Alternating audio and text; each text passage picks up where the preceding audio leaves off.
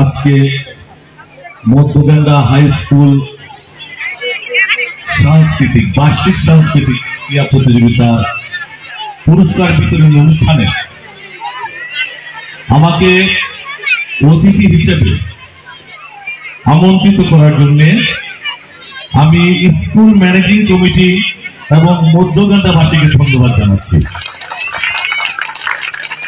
সর্বোপরি আমার পরিচয় অনেকে বলেছে, আমার আরো একটা পরিচয় আছে, সেটা হচ্ছে এই মধ্যগেন্ডায় আমি আমার বোন বিয়ে দিয়েছি।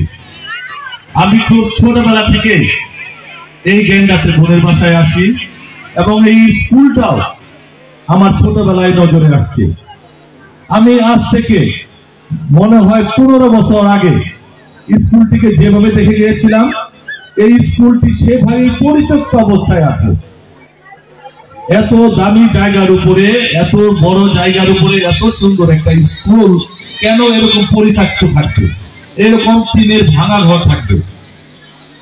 দুঃখের বিষয়, যারা ক্ষমতায় ছিল হয়তোবা তাদের নজরে এই স্কুলটি নেয়নি।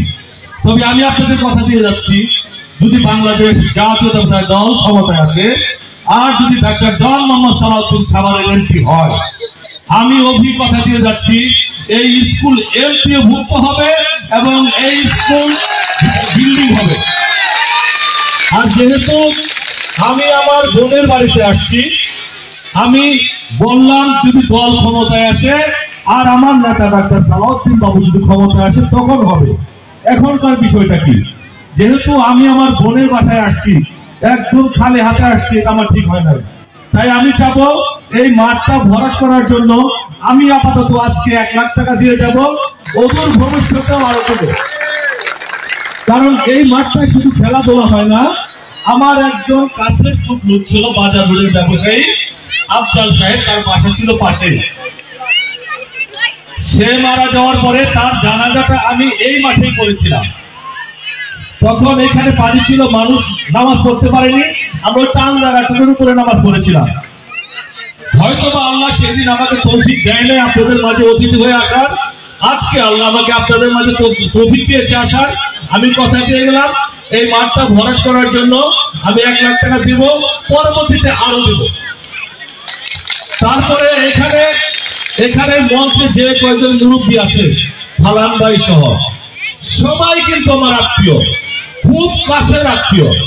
আমি বলি ফালান ভাইয়ের পরিচয়টা, ফালান ভাই আমার বোন জামার চাচতো ভাই, সেটা পরিচয় না।